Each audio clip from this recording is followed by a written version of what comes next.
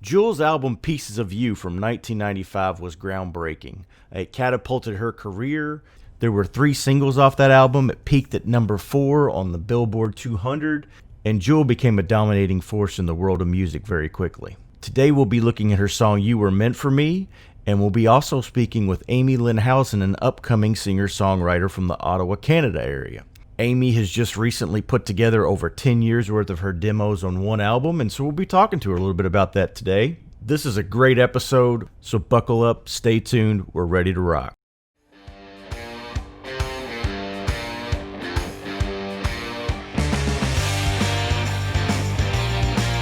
Welcome to the Song and Verse Podcast, a discovery of God's Word, one song and a few verses at a time. Here's your host, Rockin' Odd Todd. Hello and welcome to the Song and Verse Podcast. I am your host, Rockin' Odd Todd, and we are so happy you've decided to join us today. This is going to be a great episode. There's so much to talk about in the world of singer-songwriting. When you think about singers and songwriters, there's a long list of artists that have done that over a period of time. But there may not be too many out there that have done it as convincingly as Jewel. She was really able to pour her heart out onto the lines of music, through the lyrics, and even through the music. You can feel the emotional narrative of her stories. And so today we're going to be looking at You Were Meant for Me, and just basically a story of heartache and breakup and what that looks like from a depression and despair sort of scenario, but also what the Bible has to say about what love truly is. Today we are so happy to be joined by Amy-Lynn Howson, who is an up-and-coming songwriter from the Ottawa, Canada area. She's put together a compilation of almost 10 years worth of demos, which is called 9 Years Harvest. And this is going to be a fun episode. You know, we've kind of talked more about the rock genre than anything at this point. And this is really about unity through diversity. And so it's so great to have a breath of fresh air in here and talk with Amy a little bit. And we're going to keep moving in that direction and bringing in artists of all different types of genres, because that's important. And without much more to say, we're going to go right into the episode. I hope you enjoyed it as much as I did.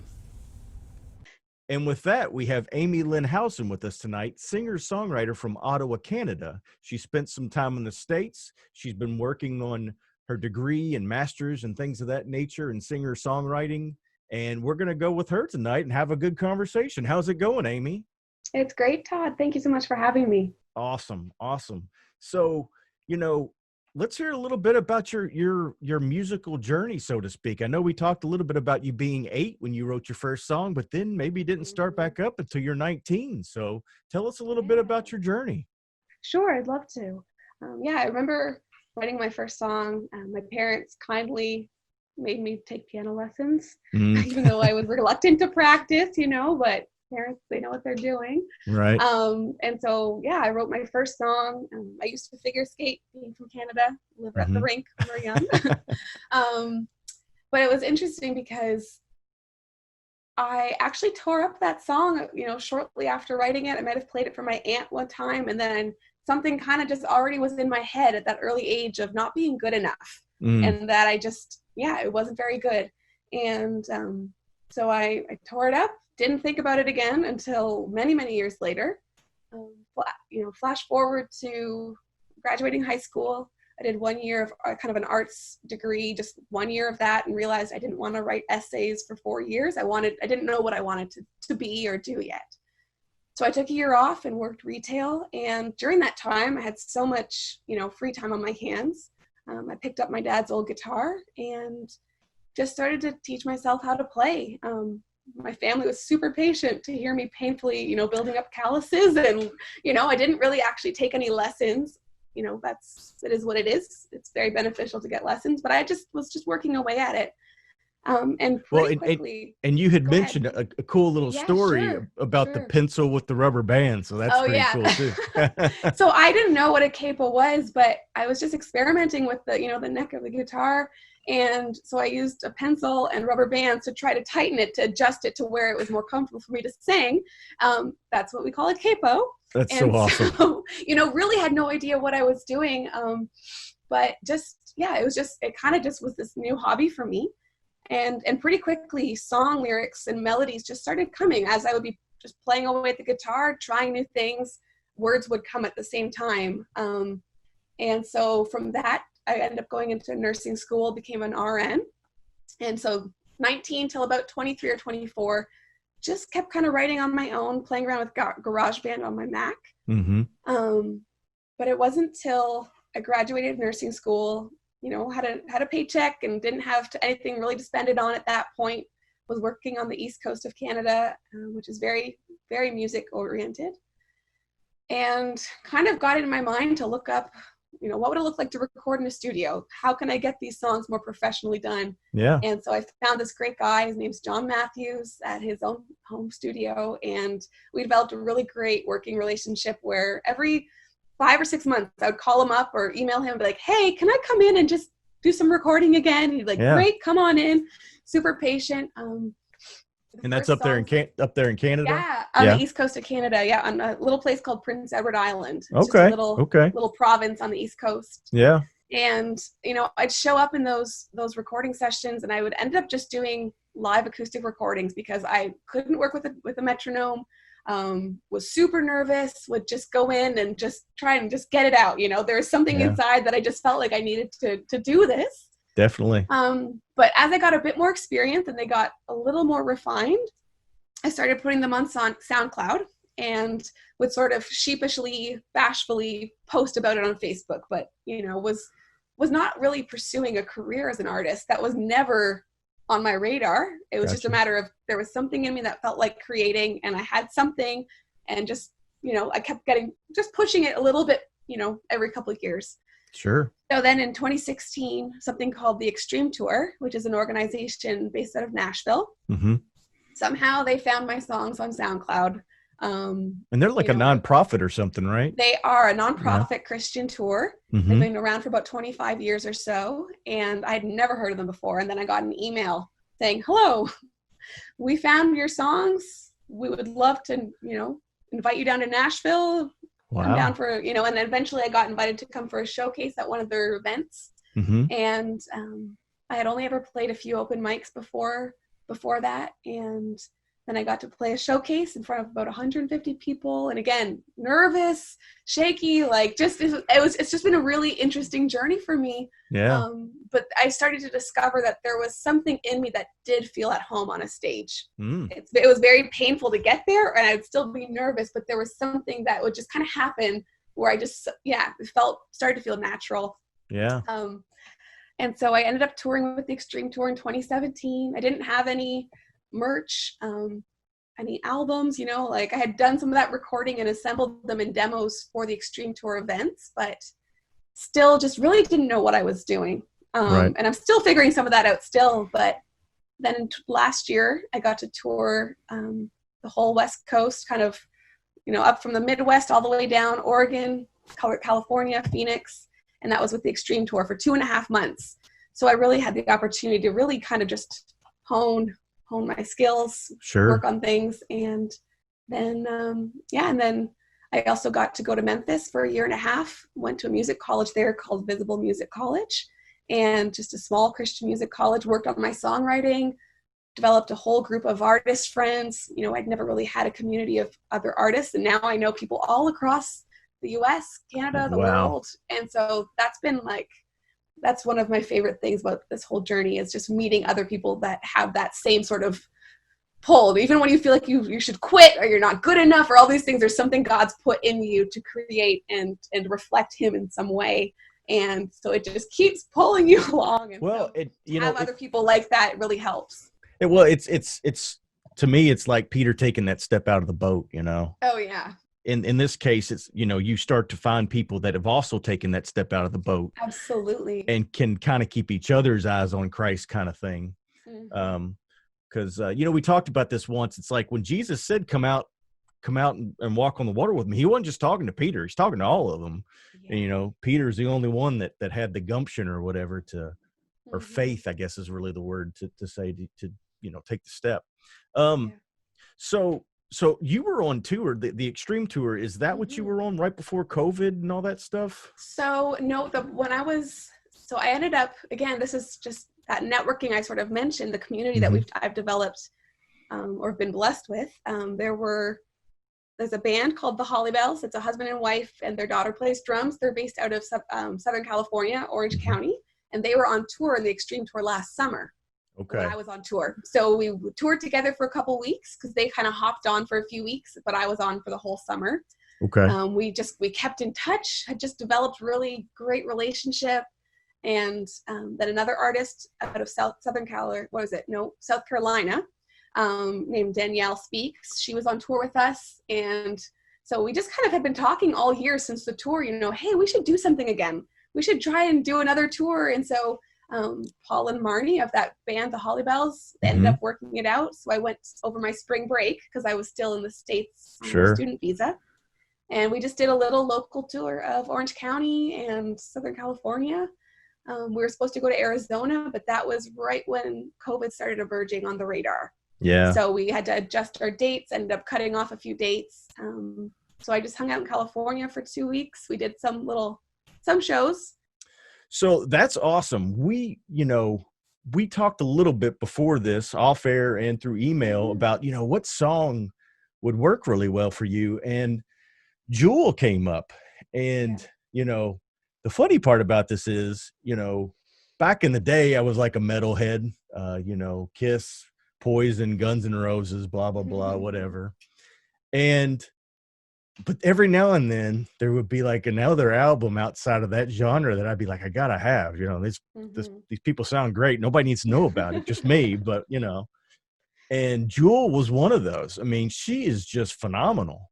Yeah. And I noticed that her career's kind of been spotty on when she stopped and started and all this other stuff. Looks like she took some family leave and things of that nature, which is kind of cool to see too, because touring and being a musician, oh my gosh, I've gotten a small glimpse of what that means. And geez, that's just grueling.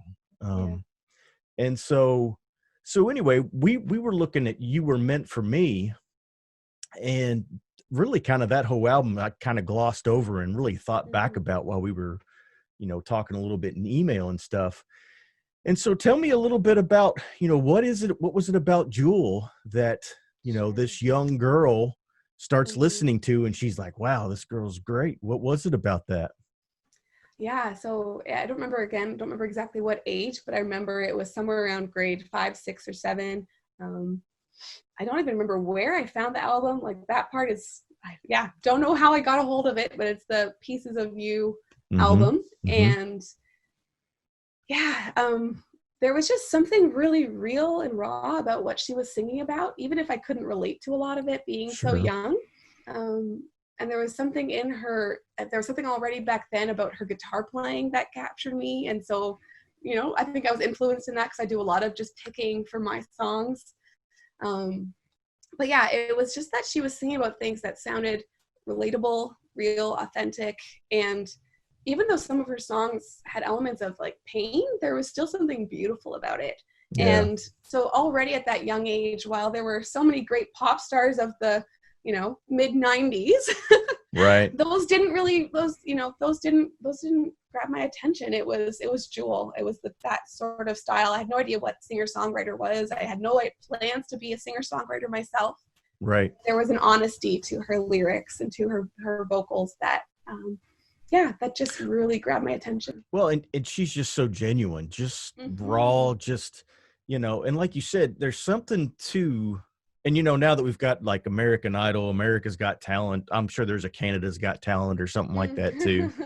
And it's like, there's something about a person that can just walk up with a guitar or a cappella, piano, the Billy Joels, all that kind of stuff.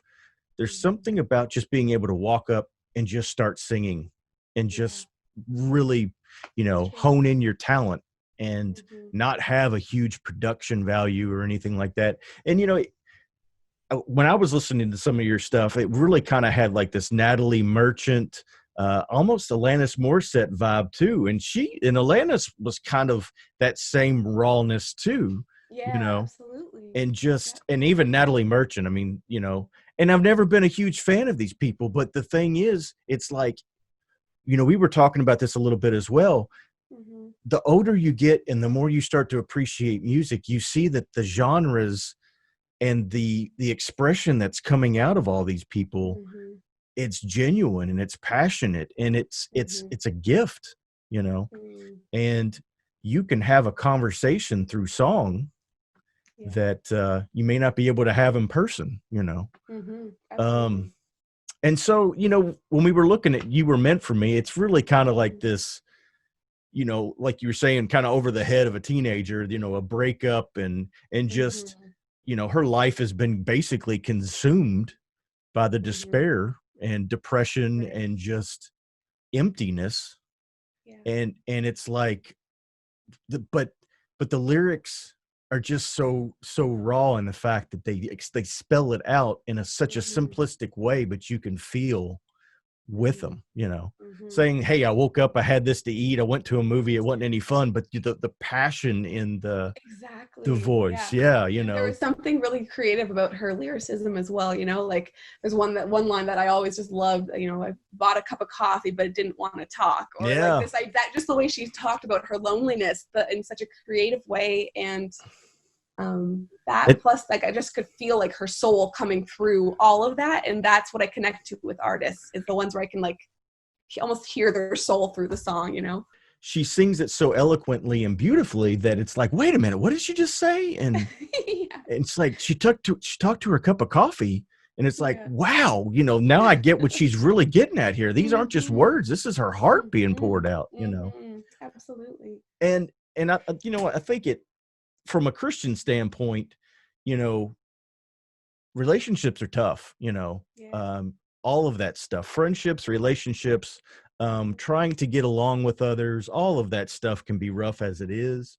um, but it's like we put so much stock and so much value in that, when Mm-hmm. really I keep coming back to Ephesians 5:21, and it says submit to one another in Christ, and that's really Mm-hmm. where the love is at. I Mm-hmm. mean, you know, he Yeah. that first loved us, that's Absolutely. that's where all love comes from. And you know, there's a Mm-hmm. litany of verses about that, and so much to talk about when it comes to love, but the bottom line is, knowing God means you know love.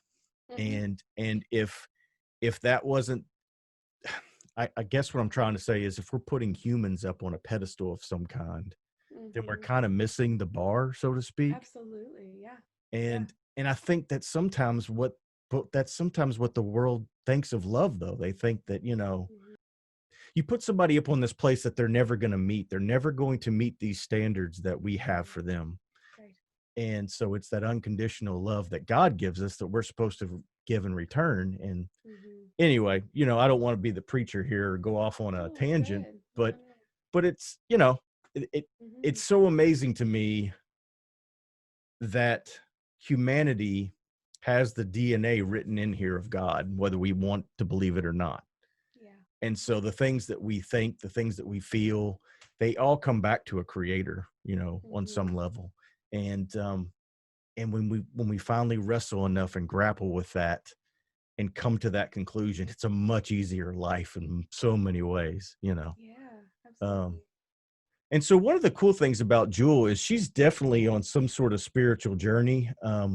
Now I can't speak for her heart or, you know, where she's at or anything like that, but she's definitely searching. Um, when she says in this one quote in particular, I'm becoming more and more myself with time. I guess that's what grace is, the refinement of your soul through time. And I'm like, wow, there's some wisdom in Mm-hmm. there. Mm-hmm. And so what do you see? Like, is there a certain amount of Jewel that maybe speaks to your Christian side a little bit as well? Yeah, I definitely think so. I definitely agree.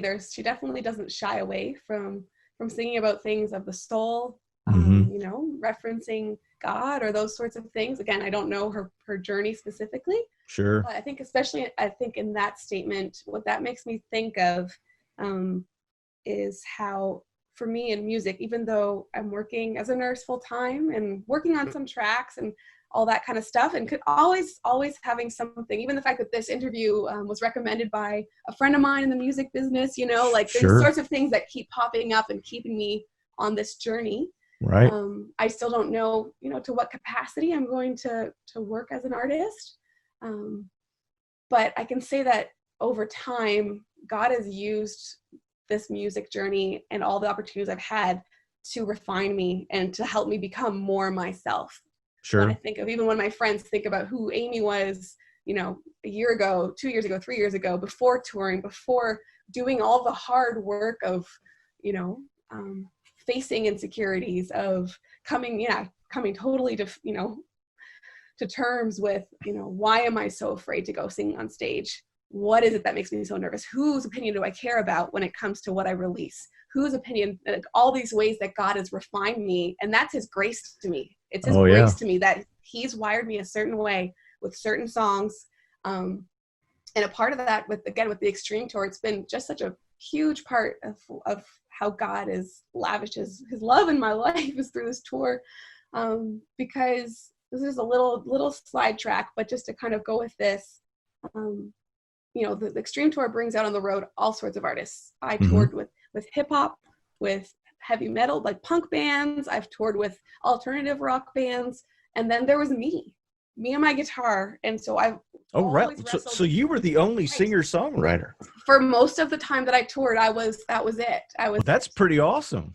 It is, but for someone who has struggled to feel like they fit in or to find their place or still looking for that validation, it was like, oh, I don't sing like them, or I don't have a big voice like that rocker chick, or I don't have a cool band, or just never feeling enough. Right. Even though I could see God's hand in it, you know, he was like, I have a purpose for you. And I was like, where? Right. But, you know, but through that tour, there's a moment in the events that they set up, where they like to place an artist that provides some time to reflect for the people that are at the event. They've seen all sorts of different acts. There's normally 5 or 6 different acts doing maybe 15, 20-minute sets. So there's been lots of fun, you know, people have had a great time. There's been some, you know, high intensity music maybe. And they don't share like an evangelical message, but they usually have an artist slot where they give someone that freedom of, hey, feel free to share your story. Sure. And so I usually would come after that. And for the longest time, I thought it was because, they don't know where else to put someone who's quiet. And when they sing their songs, people sometimes cry. Like, you know, that was, but then God showed me over time and through a couple of tours with them, that's a special gift that he's given me. And that when I'm just myself and I stop trying to be like anyone else, and I just offer him like my life and I offer him what he's given me back to him, like, that's when I feel most alive, or when I get to share a song that helps somebody, you know. And I've also had the opportunity to, especially it started here in Ottawa at a hospice, but also I got to do some of it in Memphis. But I've had opportunities to go and either sing hymns and worship songs or sing my own songs with patients, and have had this kind of, again, seeing more and more of the way he's wired me, which is to use my music to comfort, to help, to bring healing, to, you know, like, and so for me, that quote from Jewel about becoming more and more yourself over time, like, I can totally say that that's been something that's true for myself. And the more opportunities I've had, the more God has just been moving me all over the place and teaching me new things. You know, a big part of that is finding what I'm supposed to do with this music that I keep writing. Well, that's awesome. And I think I saw where you had maybe recently put out either some digital tracks or something, or so I did kind of compile some demo CDs back in 2016 and 2017, and I had them on Bandcamp. But I had never uploaded them to Spotify or iTunes or Apple Music. Okay. So just this past spring, 4 years late, but I finally had the gumption to say, hey, I'm going to get onto Spotify and just put the songs out there for anyone that actually wants to look for them. So on Spotify under Amy-Lynn Howson, I do have acoustic live recordings up front that I recorded. And cool. And we'll share your links, you know, with this this episode too, so anybody can find those. And, you know, so it was really cool. You talked a little bit about having the opportunity to, you know, talk a little bit about your journey and your faith. So were you a church kid? Did you grow up in the church? Yep. Absolutely did. Yeah. And so, so give us a little bit about, you know, has it always been kind of a journey for you? Were there any, you know, is there any testimony, so to speak? I know everybody uses that word, but, you know. Yeah, no, mine has definitely been a journey. I grew up going to church, which I'm grateful for. Mm-hmm. I think I remember accepting Christ into my heart when I was about 6 or 7. Again, I don't think we wrote it down. I Sure. remember where I was, and I remember my mom was there. And it's so cool. It is, but when I look back, it was more of out of out of fear of, Sure. not going to hell. Right. And but then I was a teenager. I did get baptized when I was about 15, and again, meant every word. Mm-hmm. But there was a really clarifying moment when I was in my early 20s at university at one of the church services I was going to. I didn't ever really rebel. Doesn't mean I was perfect, but there was some clarity about how if we harbor jealousy, envy, bitterness, Right. had this really clarifying moment of, struggling with insecurities, being jealous of other girls because I didn't think I was good enough. Like that really was a negative side that had really just like these little like weeds had just sprouted out through my teens and my early 20s, even though I was going to church and Bible study. So that was a really clarifying moment of like, oh Lord, like, no, I didn't come from a really, really rough background or terrible outward sins, but what I've been carrying around with me is not what you want from me. And this is sin. Yeah. And it's a bittersweet realization, It is, but it's almost like a relief though at the same time of like, definitely. I need you. Like, right. There's a solution for this. I don't have to live this way. So, working that out through my 20s, and it's a long journey to kind of unthink and to learn new thought patterns. And I'll be honest, some of that for me has been addressing some depression and some things later on in my 20s. Even as a nurse, I learned all about that stuff, but I didn't come to grips with that until later in my 20s. And definitely, so it's been a long journey for me. But there's been a lot of moments along the way when things came up, like the first time I got that Extreme Tour email when I had, no followers. I wasn't a big sensation. I had a few faithful friends and family that were supporting me and interested in what I had to sing. Sure. When I got that email, I just got so emotional. It was like 11 o'clock at night when I got it. And I had this feeling of like, Lord, you love me that much, but there's a reason why. Like I felt like there's a reason why I have all these songs coming out, but I didn't actually believe there's a purpose for me. Right. And so there's been moments along the way where, again, that grace, that again, we don't know what Jewel talked about, but my grace from the Lord has been him just giving me opportunities where he's like, I have something for you. Or right.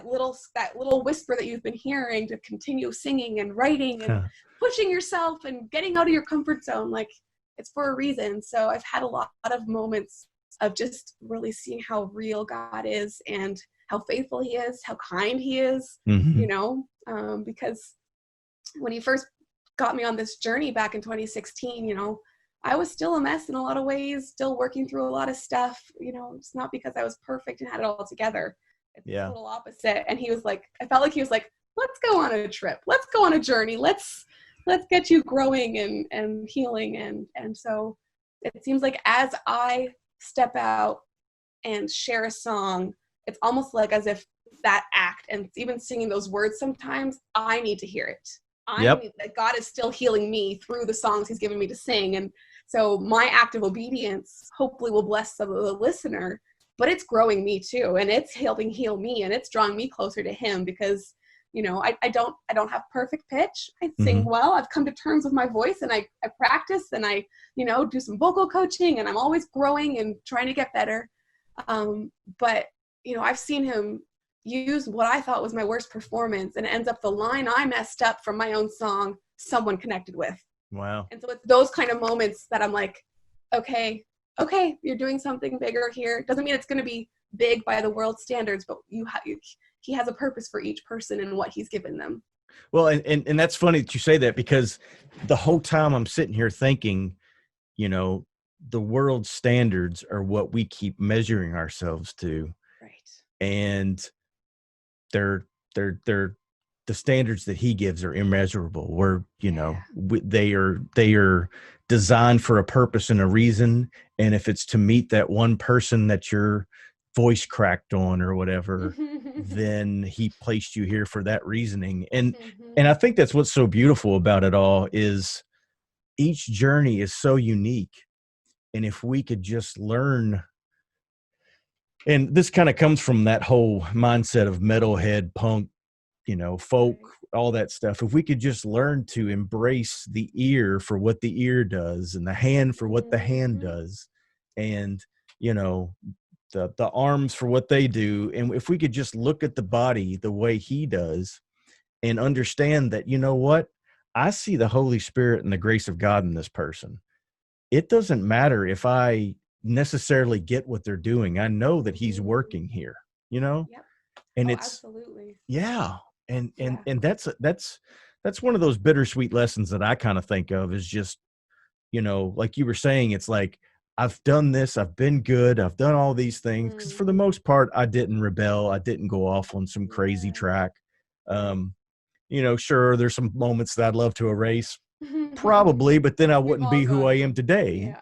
So, but it's like, coming to that realization that I can't do this on my own. I can't do this alone. Absolutely. That's the turning point, I think. And Yeah. that's when things start to get real, because and I've noticed that, and it sounds like he's kind of doing the same for you, that, I always think about, what about Bob? Do you remember that movie with Bill Oh Murray where my he takes the goodness. baby Yes. steps, right? Yes. I always feel I love like, that movie. yes, I always feel like God's Baby telling steps me, around the corner. Baby right, steps out the door. right. Yeah. And I feel like it's like God keeps doing that with me. And at some point he's going to be like, Yes. dude, just take a toddler step, you don't have to crawl and, but no, this has been great. I really appreciate, you coming on board and really kind of giving us your story, because, a buddy of mine, we talked a little bit about this on air or off air. He works in Nashville with a lot of singer-songwriters, and and I think we kind of alluded to this a little bit. It's kind of a dying profession in some ways, in the fact that it's just not as genuine anymore. It's, all these cookie cutter type things. And so when somebody like you comes along and can really relate with audiences and really, just pick up a guitar and they can say, the one guy that I always kind of think about back in my day was Rich Mullins. That guy was phenomenal when it came to, Christ-based, biblical, I saw him in concert once, and the soundboard, for whatever reason, was not working. So his piano wasn't working, his guitar wasn't working, the bass couldn't work, the speakers on the drums couldn't work, they couldn't mic anything. But for whatever reason, the dulcimer kept working. And so he just started playing the dulcimer, and the rest of the concert was just him and the dulcimer. And it was almost like, this is the best show I've ever seen, That's so cool. And so it was really, really wild to get to see that. And I was so, so grateful to see him before, he tragically kind of met his end. But artists are one of those things that's just really cool to watch what God does through each one of them individually, because unfortunately, there is a little bit of a divide when it comes to what people like music wise. Yes. So, like we've been talking about, you're here for a reason, and there's people that music touches more than it does others. And that's the road you've been given, which is really awesome. And I can tell you beyond a shadow of a doubt that keep taking those steps, because just within 2.5 to 3 years time, I've seen some pretty amazing, phenomenal things that, there's on a daily basis, I'm like, I just want to give up and stop this. This is getting old. It's draining me. It's this, it's that. And I get that little nudge and that little push, and it's enough to go for another 3-4 weeks. And then at that 4-week mark, I'm like, oh no. And then next time it's 2 months. And you get the point. Oh, absolutely. I have good friends and like my family too. They're supportive, but in that community of artists now, I have my couple friends, especially, where I'll be like, hey, I'm really struggling. Like, again, don't know if I should keep going with this. I don't know why I'm doing it.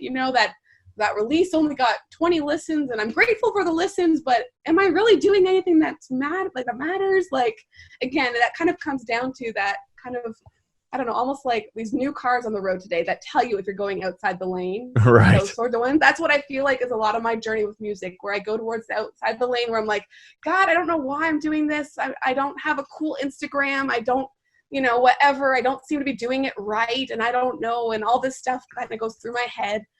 And then he does something, or he speaks through someone, or something happens, or someone mentions that they listen to the song. And again, it's not about external validation, but he's very sweet to use other people sometimes to be like, keep going.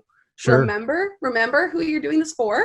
Right. Remember what I've already done, and stop comparing, because right. we're also much better. We're not much better equipped, but we are freed to champion others. Or I've learned that I am free to champion others around me when I am secure in who I am, who God has made me to be, and that I can just rest in that whatever journey I'm on is what it's supposed to be.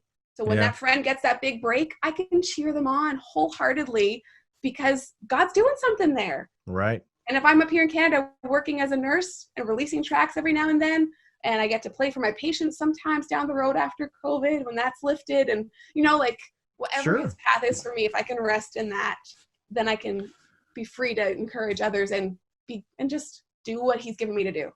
Right. And I mean, that's all we're called to do. And and I think some really good moments to take away from this are just don't worry about everybody else, because that's the biggest. It's the biggest pill to swallow. And I'm the same way. I'm like, well, I didn't tag my YouTube video this way. I didn't ask for likes. I didn't do this. I'm just like, if that one person heard it, if a dozen people heard it, whatever,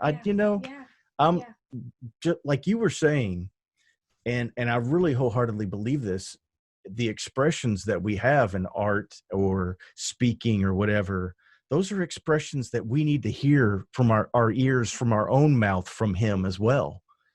And that's not some kind of, prideful thing. That's our heart spilling out and actually saying, what the Holy Spirit is saying to us personally as well.